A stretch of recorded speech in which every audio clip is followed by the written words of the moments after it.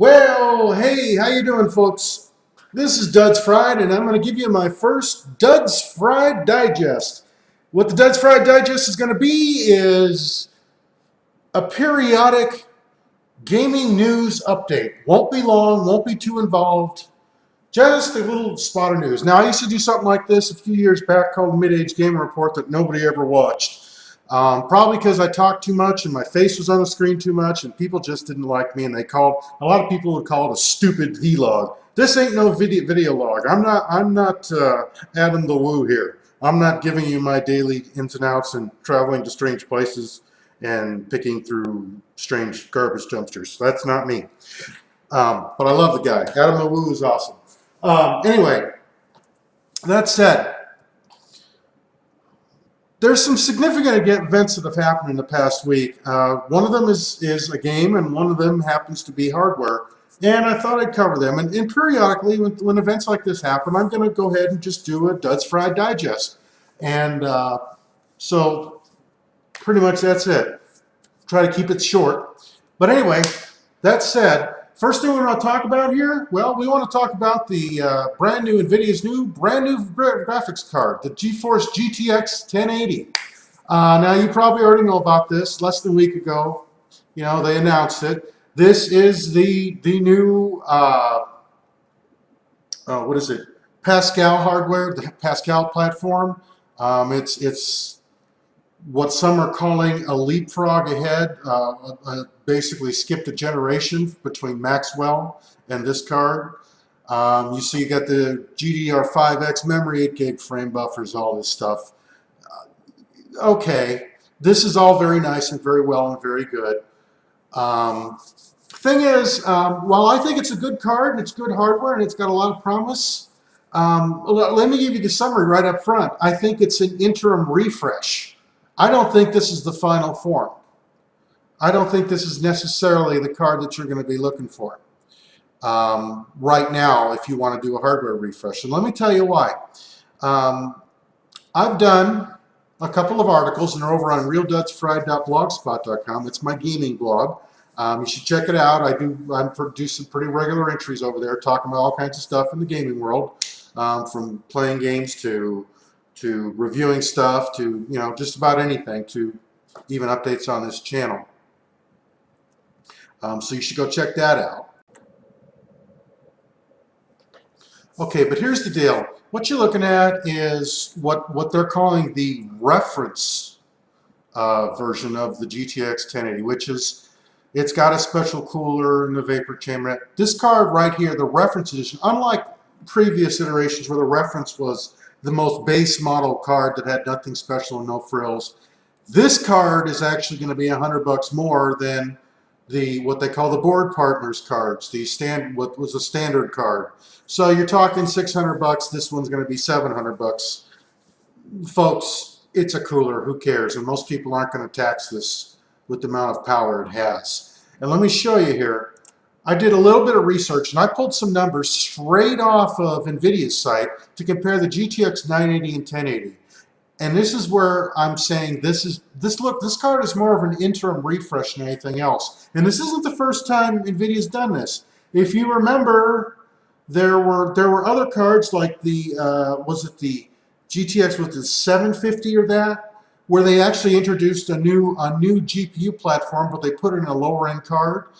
This isn't quite that, but what I'm telling you is this card right now that they just announced in the past week, the 1080 is going to be at best a high mid-range or a low high-end card. And here's why. The big thing is, yes, it's got the Pascal core on it.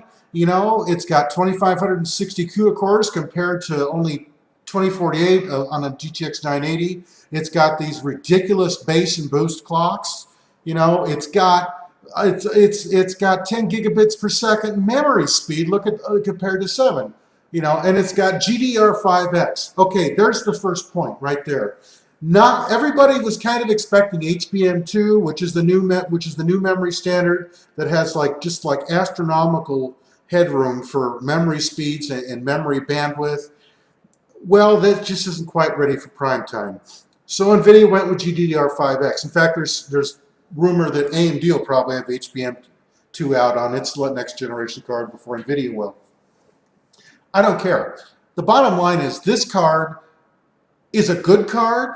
It's the card you want if you're somebody who say has been sitting on a couple of 680s and SLI, and the only reason you have those cards isn't necessarily for extreme gaming. It's because you've got a 4K monitor or even a 2K monitor that just single card couldn't drive it. This card should. If you look at it, it's the maximum resolution on this card, 7680 by 4320. Let's face it, folks. If you're sitting there with a 30-inch monitor, which a lot of people are, or even a 27 to 30-inch monitor, and you're at 2K, you're not running 4K resolutions, this card should handle it with no problem. Whereas previous generations of Nvidia, when you go down to Maxwell, or even earlier Maxwell, you were still an SLI to even drive that much to hope to have any kind of frame rate, you know. So this is your card. But this card is, if you notice, the first thing they have up there for their technology support is VR ready.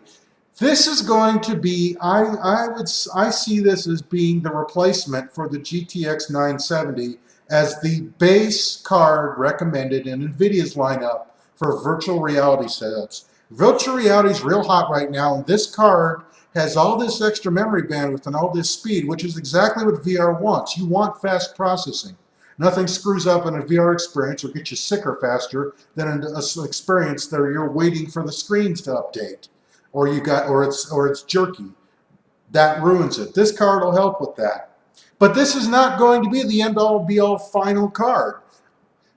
It's going to be the Titans, and I would not be surprised to see a Titan in this family in the next year or so that's using HBM2, which is going to be the thing.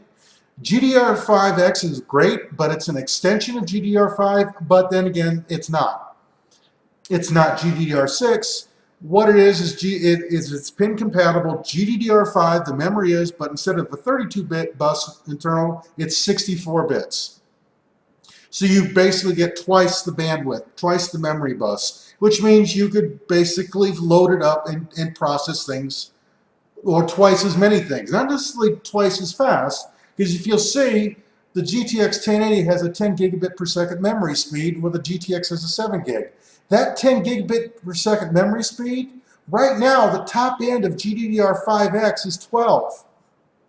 Whereas right now the top end of HBM2 is like 16. This is an interim step. This is an interim card. So if you go into it, know that. Also know that because you're not getting the latest greatest, GDDR5X offers virtually no advantage for power consumption or heat. So you still have just as much power usage from GDDR5X as you have from GDDR5. Also, and if you look, you also see that you've got basically no difference in the power consumption, even though the 1080 only has an 8-pin power connector. You've really got no real difference in the power consumption. You got 165 watts on a GTX 980, and you got 180 watts on the 1080.